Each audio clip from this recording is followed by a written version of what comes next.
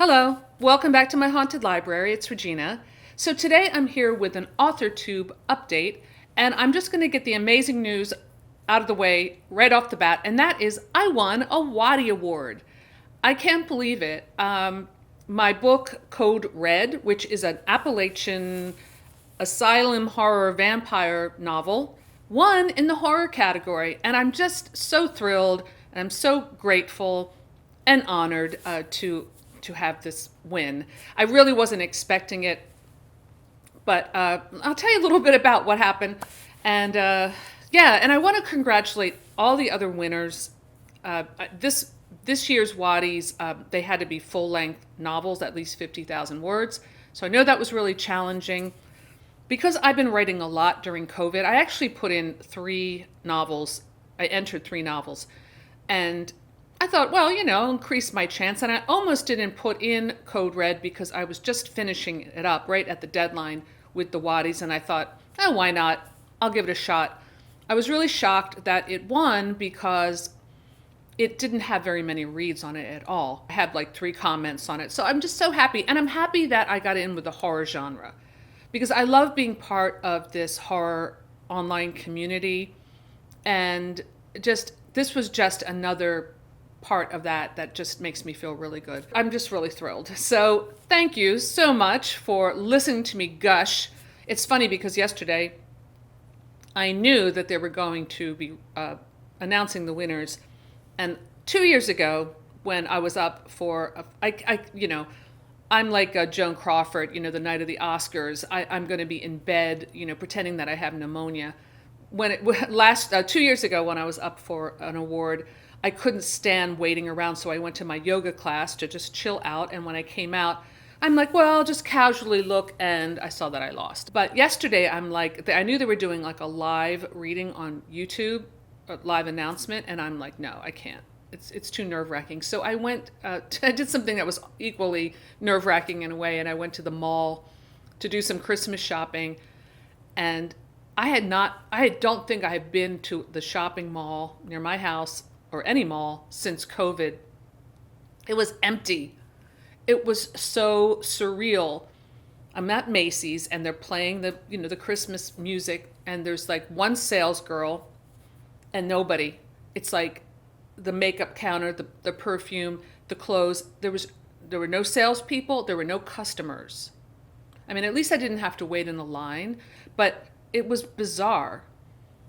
So I did that. And I came out and it was a very rainy, dreary day. And I thought, oh, okay, I'm going to check my phone and see that, I'm already depressed about this Christmas and everything and COVID. And I'm going to come out to my car and see that I didn't win. And it turns out I did win. So I'm really happy.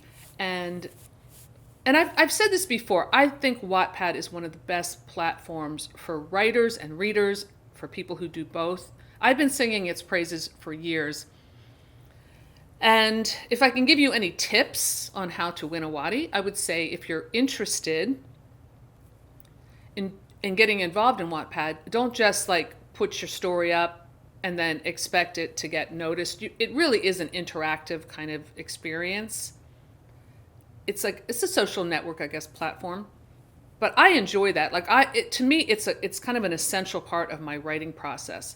Now you could say, well, you put stuff up there and people are reading it for free. And what if you wanted to traditionally publish it? Well, I guess I just don't want to traditionally publish the work I put up there, because for me, it's like a way of testing different genres, but like testing stories. There's something about it. And when you get feedback and people comment, you can get all kinds of analytics about who's reading it, your demographic.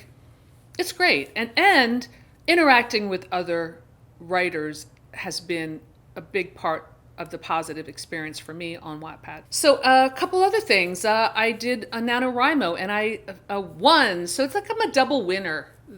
I'm winning this the past few weeks, which is great because I needed this boost. I really did. There's a lot going on with my family right now, which I'm not going to disclose on YouTube, but it's a stressful time. So this, anything to tip the scales in the other direction is great.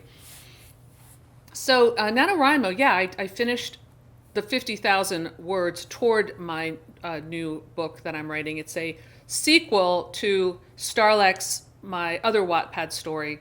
So I will be uploading chapters on Wattpad for this one too. It's called Hyperia Rising. And I got 50,000 words of probably a book that's going to be 80,000 words or more. It's an epic fantasy.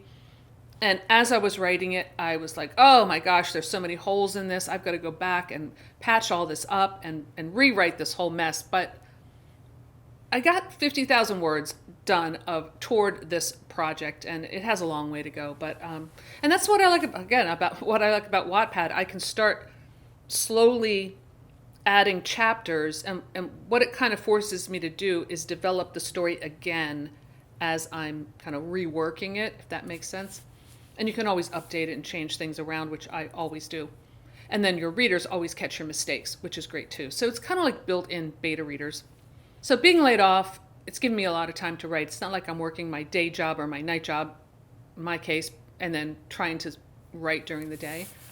And I noticed that a couple of my buddies on NaNoWriMo, like Steve Donahue, also completed the challenge. Cam Wolf got, maybe not he didn't get to the finish line with 50,000 words, but he got over 30,000, which is great. So anytime you're moving in that direction with your work in progress, it's time well spent. So I think this year NaNoWriMo kind of showed me that I don't have to just do this in November. I really can write 1,500 to 2,000 words a day pretty easily. So I'm going to keep doing that. Although right now I'm kind of just getting caught up on a lot of things. And I guess the third thing that is an update is that I have a new release, a new novella. It just came out today, and it's on Amazon and Smashwords, and I'm going to link both below, and it's called Snowblind. It is a Christmas-themed horror story about, and it's a short read. It's like maybe less than 20,000 words. It's a story about a couple where the man is a very abusive bastard, and the wife has had enough, and she decides that she and her best friend, who's also her secret lover, are going to murder him in the perfect setting. They've got it all worked out, except, of course, things go horribly wrong. And that's what the story is about. It's kind of a nasty little Christmas card, and I wanted to get it out for people who are looking for like that kind of like creepy Christmas story.